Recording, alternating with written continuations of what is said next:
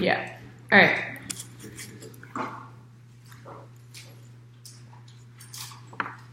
Cool. So this lecture, or I guess this module, is typically going to be like half defense against generic type Ks, i.e. like state bad type Ks, biopower. I don't know, like I guess some AfroPress if you don't want to be specific with authors in academia.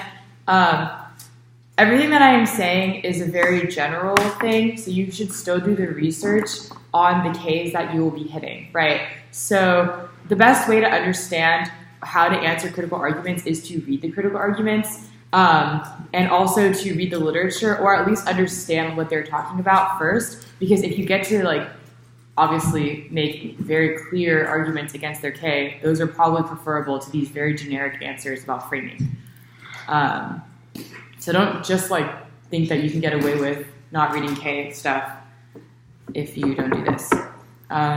Cool. All right. So before we start this, how do you answer a K? Right. First, what are the parts of the K? Yeah. Blame impact and vault. Yeah. Let's go Team 10. Yeah. And then what does it have at the bottom usually, like framing wise? Roll the ballot. Yeah, or like a roll of the judge. I'm sure.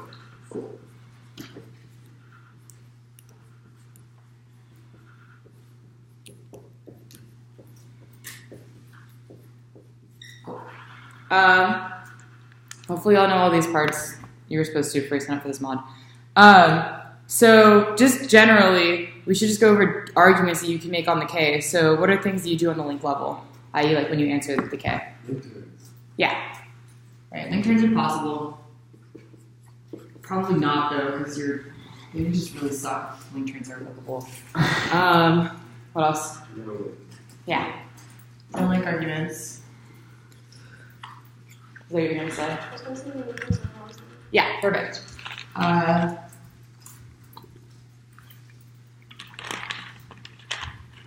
Everyone knows what those things mean. Okay. On the impact level, what do you have to do? What up? Are you Albert? Yeah. Cool. God damn it, Victor. There we are. Victor, I walked into you. Okay.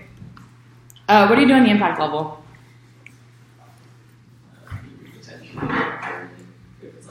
I mean, I guess, yeah, probably gonna do that. What else? You can do decent ways. Yeah, that's just kind of like what's specific on the impact level. Sure, impact defense, yeah. What is something that K arguments like usually have in order to be like, I control the internal link to everything? Yeah, right. So every single time you hit a K, you should answer the root cause arguments, i.e. like root cause is stupid or like you're not right. Because otherwise, what K debaters will do is they'll be like, LMAO, you conceded that I'm the root cause, or like cap or whatever is the root cause to every single impact in the affirmative, which means that turns case. So this is the only way that we can get rid of whatever you're talking about, try or die for the K or whatever, right? You should always answer root cause arguments. It's the best and easiest way for Ks to like win their stupid arguments, because they're usually not true. Don't let them get away with it. All right. And then on the perm, or I guess on the alt. What are you doing on the alt? Yeah. And?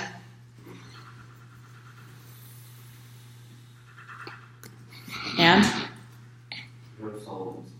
Yeah, alt doesn't solve. Nice. Okay, and that's really easy.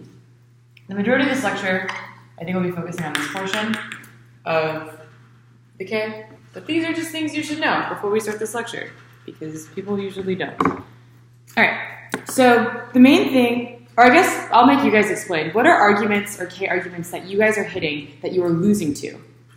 Right, if you're running a util app or a structural violence type app, what are K arguments that you are losing to? Just shout them out. Colonialism. Okay, yeah. Getting wronged. That's it. There's a lot of irony. Biopower, yeah. Oh, come on, y'all have lost to some KR. Yeah, literally all You're of at our things are camp for a biopower reason. and colonialism. Why are you at this lecture, right? Capitalism. Cap, yeah. Okay. Afropass, yeah. Okay. So what are these arguments, right? How do they apply to the app? Right, how do they usually link to the app? The state Yeah, what about the state? is bad. Yeah. What does your app do? Implement something with the state. Always. Right. So do each one of these Ks all say that policies are bad, or do they say that the state is bad? So how do they link to the app?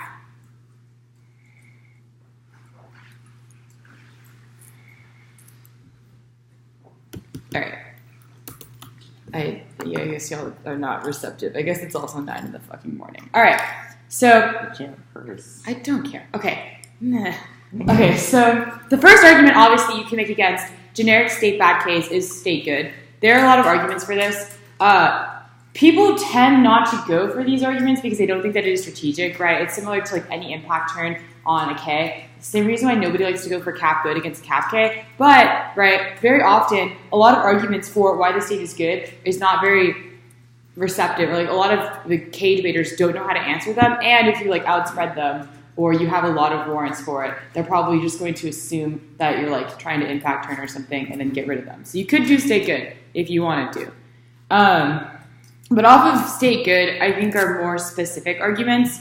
So the first argument is the argument that the app is using the state as a heuristic. Does anyone know what that argument is? I feel like Martino should know what this argument is. Yeah, isn't it about that's the Zenati card, right? Yeah. Isn't this specifically talking about why policymaking and education is useful to debate? No. Well, kind of, but that's not, I guess, yeah, kind of. So the first argument is state as a heuristic. There's two parts, there's a couple parts to it. So earlier when I don't know how to spell heuristic. HEURIS. Okay, so the first part, You're, I don't care anymore. Okay. I think it's E and then U. yeah. I did write that. I didn't look right. All right. So the first part of using the state as a heuristic, right, is the argument that you're using the state as a tool. You're not arguing that the act is saying that the state is good through the act, right? Just because you're using the state as an actor does not mean that you are affirming that the state is good. You are saying that it is impossible for us to ignore that the state exists. It is impossible for us to ignore that, like, we have a government and that we pass policies. It is impossible for us to, like, just get rid of in the real world the state because we don't like it as a concept, right? We have to accept that the state is real, even if you do not like it. So when the affirmative says they're using the state as a heuristic, they're just saying that they're using the government as some kind of tool to understand the world and to pass a policy, right? So you're not affirming that the state is good. You're just saying that the state exists and we have to recognize that it exists, and using it as a heuristic is one way of doing that, right? Does that make sense to everybody? So when you use it, so typically everyone uses the Zenati card that I was supposed to give a card file for, but that's not happening anymore because my computer crashed.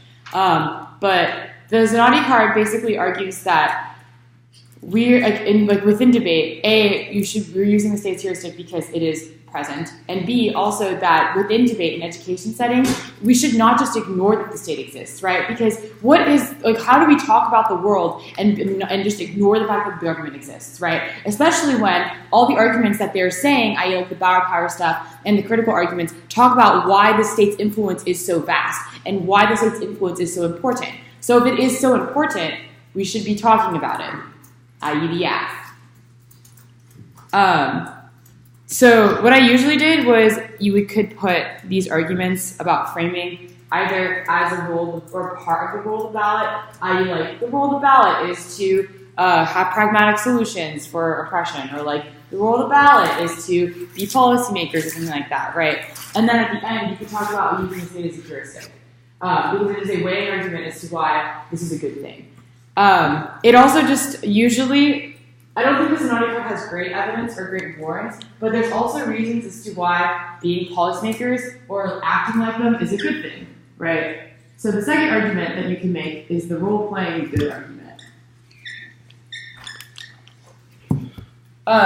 So the way that Ks usually function, right, and the way that they usually uplayer the round, no, Martino, I'll ask you in a minute, right? The way that Ks usually work is that they kind of have this like very obscure world about that's like, this is what your obligation is, or like, fiat is illusory, right? These are good arguments. Your argument instead would be that even if like these things are true, the skills that we get from playing as the state is a good thing, right? So even if the norms about the state aren't necessarily bad, if you use state as a heuristic and then we get good skills from using the state as a heuristic, right? So we understand how the government works. We can advocate for social change. We know how to we know how to like pass plans and stuff like that. That allows us to be advocates in the future. Those are all good things within debate. So the Coverstone card is a very popular one, but there are a lot of other ones. And that one would be just talking about how, as debaters, we should be talking about policies.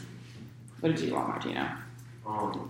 Is the Martin and Pierce evidence better for using state as heuristic? Kind of. I usually use Martin because I wrote this framework with Paloma. So I used to do Martin and Pierce as the role of the ballot typically, because that one talks, like that part specifically says, like we should be doing things as pragmatic solutions or whatever, and then I'll put Zasnati as laying evidence at the bottom. But Martin Pierce, I feel like, is really long for what it actually says. Yeah. Because he's just real wordy about it. I don't know for those that don't know, Martin Pierce is just like some card that says that we should use the state as, or like we should be looking for pragmatic solutions. Yeah, just kind of it. I don't know if you want to say anything. Okay. Yeah. Cool. So you should make these arguments on the rule of ballot level, and then you should also probably have a rule of ballot that talks about why the act is good. So instead of just accepting their rule of ballot that's like, you should reject all oppressive norms, right? Usually what I did is I'd have a rule of ballot like Martin and Pierce that says that the act should be doing things, or we should be doing things as debaters to have pragmatic solutions. The key word is pragmatic. Pragmatism.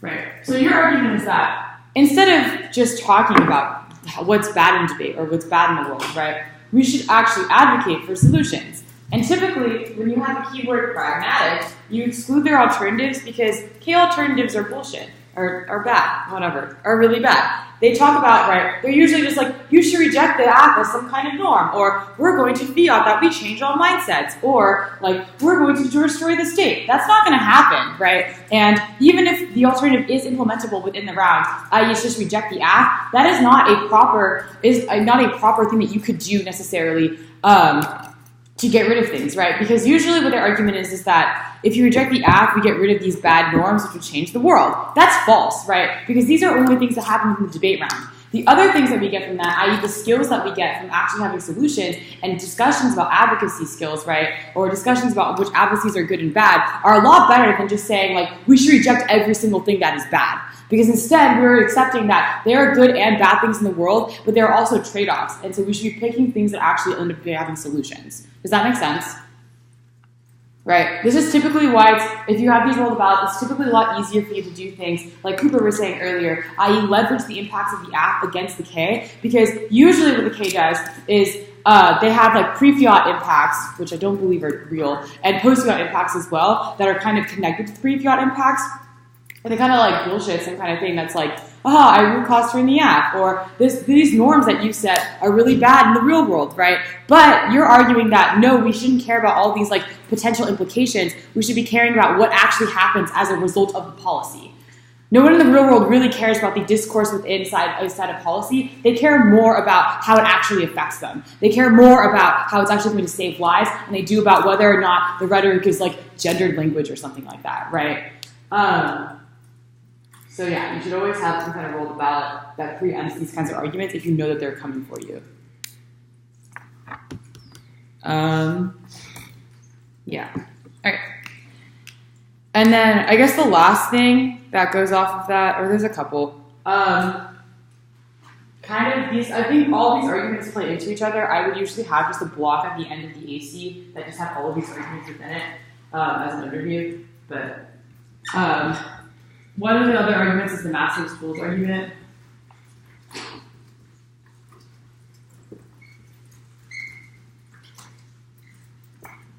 The argument just kind of goes that the more we understand the state, the better that we can take it down, right? So it doesn't make sense, right, that we would just say, oh, like the state's bad, so we should just never talk about the state. We should never engage with it, right? Because if we don't engage with it, how are we supposed to know different ways to take it down?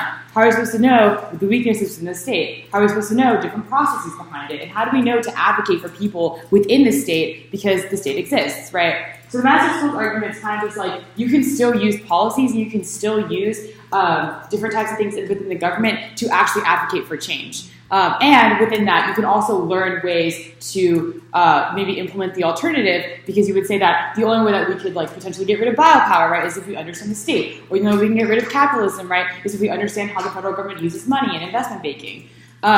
It is not okay, or I don't think it is typically good if you think about actually implementing these alternatives, because it is very rare that they will actually lead to material conditions or that they ignore material conditions of other people who are affected by the state, right? Just saying the state is bad does not actually get rid of all the things that happen that the state does that are bad. Only the act, potentially, right, will lead to some kind of change that can help them out. So it's probably preferable, right, that we would have something that says that, oh, we can increase the civil rights of certain groups, rather than just saying, like, we should reject all things that say the state is bad, right? Because there's some kind of thing that you are actually doing that advocates for change. So off of that is the material conditions argument. I think this is the most persuasive argument, and I think this is a true argument. Right, so typically Ks and leftists in general, right, will always ignore the material conditions of what is going on. It is very easy, right, for people to be like, oh yeah, the state's bad, we should reject it. So for example, something that Ks and like leftists did was they'd be like, we don't want to vote for Hillary, we're never Hillary people, right? Hillary is a bad norm, we don't want to set that. So they didn't vote and they just like let it happen, right? But the argument against that is easy, right? Because obviously, even if you don't want to endorse Hillary as a person, the trade-off is that we get somebody like Trump as president, right? And the material conditions that occur for people of color, right, and people that the neg actually wants to help, when we elect people, or when we decide not to, we decide to have inaction and instead get replaced with something like Trump, is probably worse, right? If we only care about norms and we don't care about material conditions, it is very easy for you to leave out the people that you were supposed to be helping to begin with. Which is why it is very easy for you to leverage the impacts of the affirmative against the K. Because if the AF does something, just leverage that against the K. Right? Because the K doesn't actually do anything very often. Everyone get that? I think this is the most persuasive argument, right? And I think this is the most true argument, is that even if the AF is a bad norm, that bad norm is probably very marginal, especially if you do a lot of like defense from here, right, onto the AF or onto the K, and then you just argue why the AF is a good thing. I feel like most people who, like, the reason why soft left AFs, i.e. like structural violence type AFs with like very small marginal changes, became very popular in debate, and the reason that they became very strategic was because they got to win off of something that was very small and didn't actually necessarily do a lot, but they were actually at least better than any other thing, because it's probably bad to say that people shouldn't have civil rights, or that people shouldn't be like should get their medical rights, or get oppressed by nuclear power, right? These are all like theoretically good things. Bing bong. What? I said bing bong. Bing bong.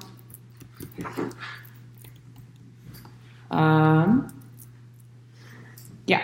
Off of material conditions argument is not an argument that I necessarily put within the block, but an argument that I would usually make on the K is that typically, right, K alternatives are inaccessible, or you're just like really pretentious. If you read a K and you're like, this is the solution that's going to liberate black people, or this is the solution that's going to liberate us from the state, right? Because who the fuck has time to read Foucault when they are dying, right? Who the fuck has time to think about Marxism and about how to solve for capitalism when they are trying to put food on the table, right? If you guys actually cared about the people that you were talking about, you would not be sitting here in your high horses in your ivory tower just talking about random words that nobody understands unless you have like 5 years of college degree or time and debate to talk about these things, right?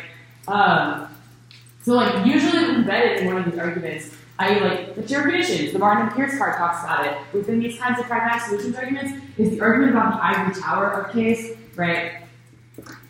These arguments are not accessible to people who actually need it, right? Something that is accessible to people that need it is the affirmative, right? Because the affirmative leads to a policy change or something that can actually affect them in the future. Whereas your alternative is just something that we do within a debate round that doesn't actually lead to anything and we don't get anything from it. Yeah. It is very important, though, that you realize how these interact on each level of the debate, right? Some of these are arguments as to why you could prefer the affirmative and weigh it, but there are also arguments as to why your method of framing the debate round is better. These are all framing arguments. So instead of letting the K take over the framing debate, i.e. like telling the judge that the way that we look into the round is based on oppressive norms and based on rejecting like racism and stuff like that, right? Your argument would be that like actually no, we should not just talk about norms, we should talk about actual solutions. And the skills that we get from talking about actual solutions are good. And when we do that, we don't ignore material conditions that the K talks about. Yeah, I think that like number 5 is just very important because I think that Ks tend to trick people into thinking that they care about material conditions or care about things that they talk about, right? Because they'll be like, I'm the only one talking about racism. I'm the only one now analyzing history, right? And it's like, cool, you're doing all those things, but what does your alternative actually do? What do we get from those things? How do we access those things? Are you saying that we should just not give rights to people that deserve them because you don't like the state? That does not sound right. Even if the state is bad, we should probably care about the people within it because they're still affected by it. It is not okay to reject a policy that could save millions of lives because of some kind of bad norm. That would be your argument. Yeah. And those arguments are usually very persuasive if you pair it with uniqueness over length and length, because you would just argue that these norms are inevitable anyway, right? At least I'm affirming, like, even if this norm is bad, it's inevitable and the act of some kind of social change. Cool.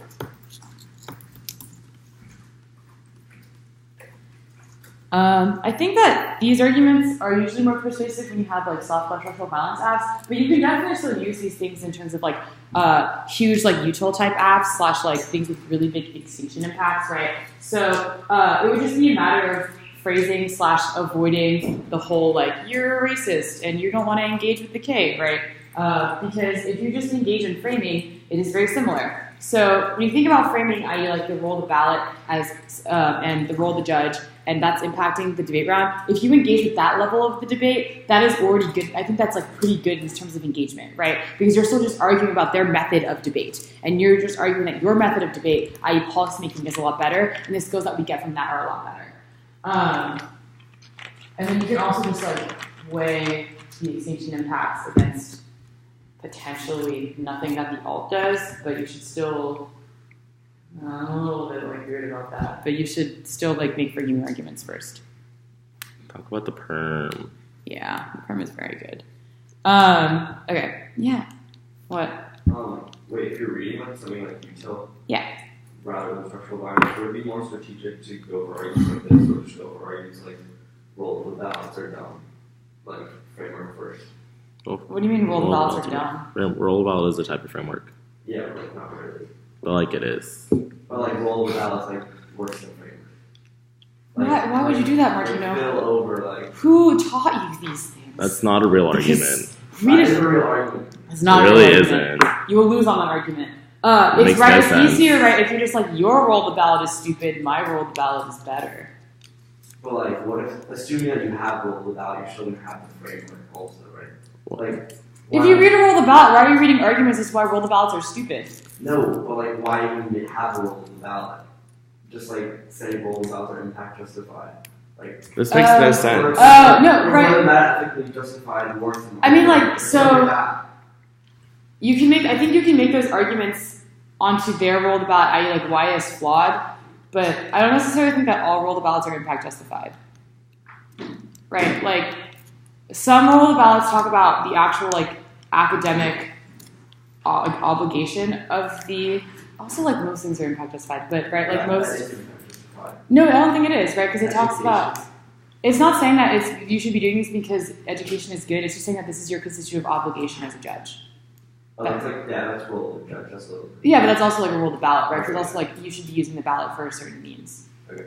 But I mean, you can make what? You think that's less strategic? I think that if you pair your own roll of the ballot versus arguments as to why their roll of the ballot is impact justified potentially, but I typically did not understand what the war was like or why it was bad that things were impact justified because most things are impact justified, right? Like it just makes sense. Like on the util debate, you would say prefer my analytics over the empirics because it's more education. util is also impact justified. I mean, but like assuming it's like not util, like assuming it's like con. What are you saying? Wait, so That makes complete sense. no, I know. Are you saying that? That's like just an example. Like on a util debate, you wouldn't say prefer my analytics over there. Yeah, I know. But like, if you were doing a util debate against decay, and you're just saying like this is impact justified, the easy answer is like util is also impact justified. No, but it's like actually, oh, it's not really. It like cares about impacts, but it's like actually like. Why do we ethically care more. about util? I think that. Okay, this is a pointless argument. Yeah. Typically, I mean, I think I'm just saying, is it strategic to go for fill, roll ballot, and go with these arguments? it is strategic to overfill the roll of the ballot if it's not util, I think, because util is not like very dense. Okay. And probably doesn't interact with like other critical layers because the reason why you could do fill over, not necessarily roll the ballot, would be fill over like the links and more like the actual story of decay, right? Because it interacts with other critical theories. I typically think that framing like this is a lot better because it's actually you're justifying like which impacts matter. Yeah. What are you doing? I don't know. Okay. Off of this, I think the best argument against case is the perm. Because alternatives are bad. Yeah. When you're talking about the perm, it's good to get as specific as you can, depending on what K you're hitting. So let's say you're reading a soft, talk about the nuclear power topic.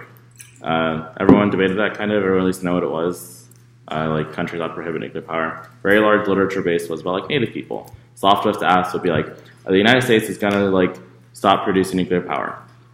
Kind of like a soft left half, because you're still kind of using the state for something. Neg would be like, no, heck to the US, they're bad. Let's like think about decolonizing our minds. That's something better to do. A permutation on the app would be like, perm do both, we still use the state to get rid of nuclear power, and that is a form of decolonizing our minds because we're recognizing that nuclear power is bad. But you're still using the state. You just have to get really specific depending on what critique you're talking about, because the more specific you are, the more the permutation makes sense. So like in that context, permutation makes sense because you're like, oh, yeah, of course, like the United States kind of recognize that nuclear power is bad, and like getting rid of it is going to save a lot of lives, but it's still a form of thinking that we need to like decolonize something, whatever. As you get really specific, so like cap debates. I'm think of an example of like an app. Cap is super easy. Yeah, cap is easy. Cap is very easy to perm. Right, because alternatives are very vague and very ambiguous, and usually are just like, let's talk about mindsets. Let's reject bad norms, right? It is very easy to win the perm, and the way that I usually want all my app debates is to win the perm on case, because when you read these arguments, right, I like, it's a heuristic. We have pragmatic solutions. We can destroy the state from within. Material conditions matter, right? These are all arguments that are very easy to win the perm, right? So when you say the state is a heuristic, you're saying, I'm not saying the state is good. Probably gets rid of a lot of links from the K, right? Which is like the reason why. The links are the reason why the alternative is competitive. Everyone get that, right? That makes sense to everybody, right? So if you get rid of the links, or you get rid of some of the, or you minimize the impact of some of those links, right, then the alternative is not that competitive. So when you say you state is a heuristic, right, you're not saying the state is good, you're saying that we should care about policies that potentially affect people. The act as a policy that potentially affects people that is really good. That can help people change their mindsets because it is an accessible thing that people can actually do to get them out of really bad situations, to change their minds about capitalism, or to have an opportunity to revolt, or to decolonize their mind. Yeah, and when you make an argument that's like, we can destroy the state from within, right? The master's tools argument, then the perm's super easy because you're just like, LMAO, all your links are true, but I'm actually helping you because I'm going to help people realize the state is bad, and I'm going to give them opportunities and advocacies and ways to actually do that. Oh my God, what are you doing? You didn't even add yourself. Okay. Yeah. And then, kind of what Jacob was saying earlier, when people have like, I think Ks are usually true, but the alternative is probably never true, right? If you think about it, if the alternative is true, then we'd probably not have these problems. If it was true that these things actually worked, or that, not even that it could work, but that it was feasible for us to do these things, and it was feasible for everybody to revolt against the state, right? Or it was feasible for everyone to like rethink their mindsets, right? Then we wouldn't have these problems to begin with. But something that you can argue is that, sure, even if the alternative is true, the only way that we can access the alternative is through the affirmative, right? Because you give people the opportunity, through the master's tools argument and the material conditions argument, to have these things. And that would just be like, do the apt and the net, or like perm, they're not mutually exclusive, or like perm net benefit is that like people who don't have rights right now will get rights and then the opportunities to revolt. Yeah, and if you know those arguments pretty well, you should never lose a state bad debate. Because to be 100% honest, 99.9% of K debaters in LD are really bad at K debate and don't understand how to win state bad arguments. You should always win state good. Because people will just be like, state is a heuristic. You said the word state, that's still bad. It's like you should never lose to a state bad. You should never lose a state bad debate unless you're debating like the two people in the country that probably know how to debate case that are both here. Yeah, I was gonna say that are both at this camp. Like, so it's just like say Q and Brianna. So it's just like At that point, you shouldn't really be losing it.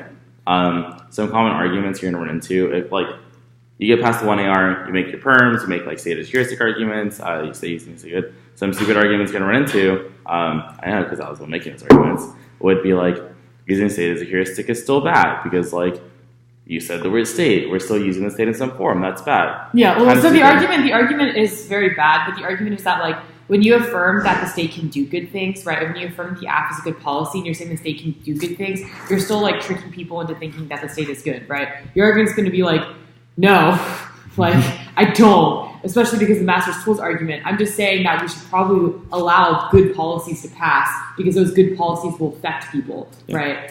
The downfall of all Ks, the downfall I think of leftists in general, is that they really just ignore the fact that material conditions exist. So leverage that because the app talks about those things. That is the reason why apps are always true. Another argument against like state as a heuristic is like the neg is also using the state as a heuristic because the negative recognizes that there are policies that can be implemented, still recognizing that they're bad and they should never be implemented in the first place. I think that one's probably the most persuasive argument against state as a heuristic. But even at that point, you could always be like, you are not actually using the state as heuristic because you're just like face on rejecting everything that has to do with the state. You're not truly like recognizing the intricacies that go into policymaking, that go into the way the political realm works and the way that material conditions function. Another one would be like with state. I guess you're always going to like debate state as a heuristic. If like the person, like if you're not making state as heuristic arguments, you're not doing the right thing. You're not going to win the round. It's probably the most strategic argument because it's just true. Another one would be I forgot. This is Roots of Solvency and then Policymaking bad. Yeah. Kind of it. There's not really a lot of like good arguments against it. So as somebody who responded to these arguments, most Ks just kind of grandstand the hell out of their impacts and try to use that to like outweigh, i.e. like why you should always answer root cause arguments, because even with this, it's very easy and very persuasive, right? Like Ks are usually very persuasive if the person, if it's not like a very ambiguous one, because usually the arguments are true. It's probably like really bad that like you're probably a racist, right? But the arguments that are not true is whether or not the affirmative is necessarily a bad norm, or what if those norms outweigh the material conditions that the app does, right? Just because somebody says that their argument is pre-fiat does not mean that you could not outweigh the post-fiat implications of the affirmative, right? Because when you make these arguments, you're arguing that when you were saying that these pre-fiat norms come before those post-fiat impacts, that is also a bad norm. Does that make sense? This is also why I don't think that there's a post and pre-fiat distinction within Ks. There definitely is within like theory, but I don't think there's a distinction within Ks, right? Because the argument that most Ks make is that every single one of your implications, your pre-fiat implications, has post-fiat impacts. And you would argue that every single thing that you were saying when you were outweighing implications of norms over people's real lives is also a bad norm. And that's a more persuasive argument usually to me than just being like, you use the word guys. That is really oppressive towards women, right? Because the app probably does something that's a lot better than reject some kind of bad thing. So the two arguments that people usually make is that A, why should we roleplay as policymakers or use say as a heuristic if policymakers are bad? Your easy answer, right, is that sure, these are things that are bad, but we cannot get rid of these things, right? We cannot ignore the fact that we live in a world in which policymaking controls everything in our world, and it controls the material conditions and the rights of our world. So even if it is bad to roleplay as a policymaker, we should at least understand the state, right? I hate politics. Politics are so stupid. I don't want to be like Rand Paul when I grow up, right? But that does not mean that I'm not engaged with every single thing politically, because I want to understand how those things affect me and affect my friends, right? And I think that's something off of this that you can also do is that the affirmative does not necessarily even have to advocate for policies per se if they're using say as a heuristic. So typically, right, like leftists and like alternatives will say that like things that are good are things that like protests, right? Or I don't know, like freedom of speech and like fighting for things through like NGOs and stuff like that, right? Like if you ask them what are good things or like what are good solutions or what are alternatives and they're not like gonna bullshit you, they usually give you some kind of like vague answers. And these are also just like from empirical things because we know people who like write things like literature for Ks and like believe in Ks and like how people who actually advocate for Ks do things, right? Is that they think that engagement within the state, it's not that engagement within the state is bad, it's that certain forms of engagement are bad. So arguments like, oh, like we can protest is also something that is good within using the state as a heuristic, right? Because A, you have a right to protest in America that allows you to do those things, so we should probably realize that's a thing and the ability for you to do things. But also, two, is that you have to understand why protests have an impact on policymaking, right? You have to understand why protests have an impact on American society and on the rights of people. And those are things that you do when we talk about the state and when we do things like the affirmative. Does that make sense? I know it's like very abstract because these are like kind of things that are beyond just like Ks, but these Ks are like actual academic things that people believe in. Right? So it's like the very easy answer against the policymaking bad, so why should we be policymakers, is that like obviously the state is heuristic, and also that these are still things that you should understand from material conditions. Yeah. Whenever you run into more sort of epistemological critiques, more personal type of critiques, where an argument against state as a heuristic or just in general state is like, what does it mean to role play a policymaker where you can't access what it is to be a policymaker? So a lot of people make arguments saying that because of certain social material conditions that they're condemned to, i.e. because of race or gender, sex, ability, that they cannot understand whatever means to access the political realm because the political realm is something that always excludes them. And it's probably the most persuasive argument you're going to hear against state as a heuristic because it's a lot of ethos. It's like, oh no, you're oppressed. I feel really bad for you. You exclude me from the policymaking field. Yeah, but even then, you have to recognize that like that's kind of BS.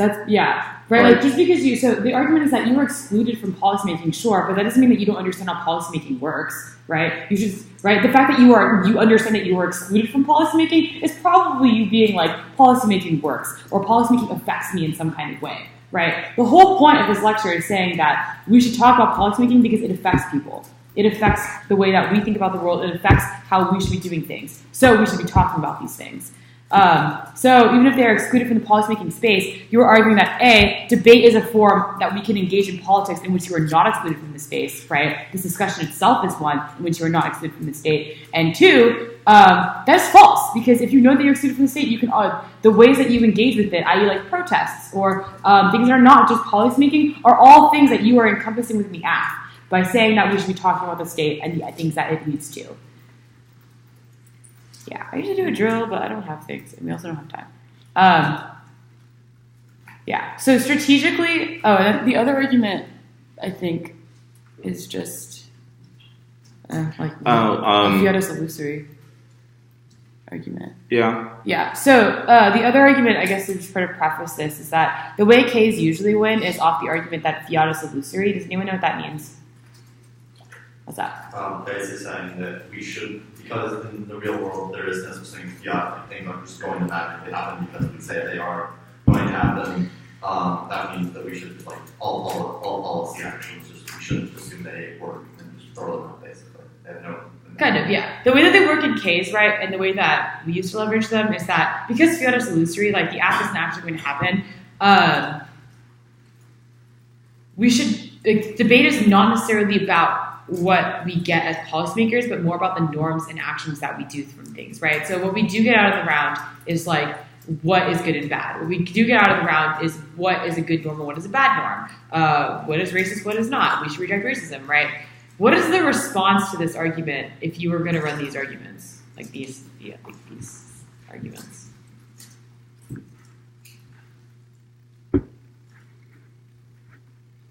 Y'all are just going to lose to the fiat is illusory argument.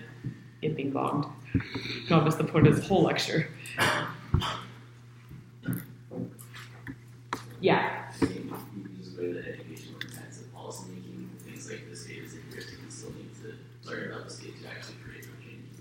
Yeah, right. Fiat is illusory, sure, but the skills that we get when we talk about fiat is a good thing. And if you want to talk about what good, if the role of balance is that we need to set good and bad norms, right? Your argument is that, again, by excluding people or like saying that we should not care about the implications of policies is also a bad norm because that doesn't actually do anything.